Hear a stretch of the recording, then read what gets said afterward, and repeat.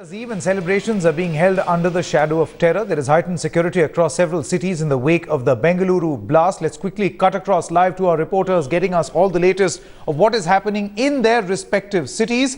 We are joined in by Ashish Maharishi in the national capital, Viren Gunawat from Mumbai, as well as Rohini Swami joining us from Bangalore. I'll come across to you, Rohini, first. In the light of the Bangalore blast, just take us through what really is the level of preparedness. We heard the Chief Minister about 3 or 4 days back. He said that yes, there was heightened security, yet this blast took place. Well, Bangalore has become a fortress, and after the incident that has taken place, we know for the fact that the security deployment has almost doubled in the city of Bangalore. Well, where I stand right now, right behind me if you see, is a watchtower. This watchtower which has been set up, there are several of them across the city that will be put up. There will be armed personnel sitting on top of this and keeping a watch over the city. The exact spot where I stand right now, this is called Brigade Road, and this is where the New Year's revelry will take place. Every year, tens and thousands of people come together here to wish each other and bring in the New Year. And this is Church Street, and just half a kilometer away from here is where the blast took place. So, in terms of the exact spot around this area, it's absolute security deployment. Across the city also, after 8 p.m, in all the flyovers which lead to this particular place will be closed. No vehicular movement. People have to leave their backpacks at home. They cannot carry water bottles. It's almost like I said, Bangalore has become a fortress. And also people have been told that if they see an unidentified object, that should be reported immediately.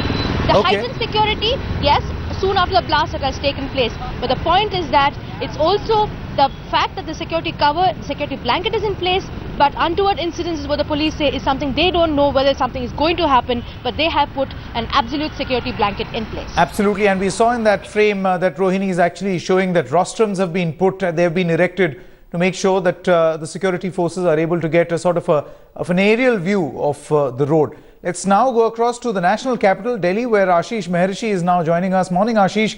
Just take us through what really is the level of preparedness as far as the Delhi police is concerned. Delhi particularly is quite notorious as far as drunk driving is concerned.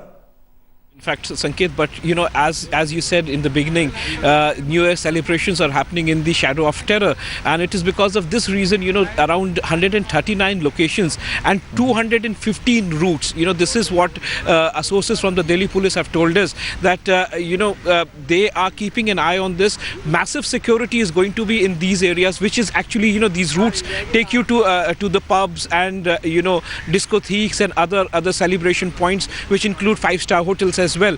Now, apart from that, the SHOs, all leaves have been cancelled. There is going to be massive deployment. But yes, Delhi is known for notorious people, who are drunk and who drink and drive. But for that, Delhi police is going to be ready with the breath analyzers. And obviously, the people who are found to be drunk and driving, they might have to pay hefty fine. And else, if they don't pay hefty fines, they might even land in jail. Okay, let's now go across to Mumbai, where Viren Gunawat now joined us. Viren, what really has the police there in Mumbai done to prepare for the New Year's? We haven't been seeing that over the past few years. There have been incidents of eve teasing that have been reported in the media on New Year's Eve and New Year's Day. What really is the level of preparedness at this moment? And also take us through the security arrangements. Exactly, you're right. Definitely. In fact, the 70% of Mumbai police would be on the ground this time in next 24 hours. Right now I'm standing in at Gateway of India, and right on my right side there's a victim of terror attack, the Taj Mahal Hotel. But definitely this is a major tourist spot in Mumbai, where at least this time they have created a separate zone. On my left hand side there's a barricade been created. There would be a family only zone. On my left hand side there would be only family people would be coming here for the celebration of this New Year bash, and on the right hand side there would be all the revelers and all the single people would be there in a big crowd. So this is and not only at Gateway of India, Marine Drive, Chani Chowpatty, Juhu Chowpatty, Banda Reclamation, this would be the area where the family only zone would be created.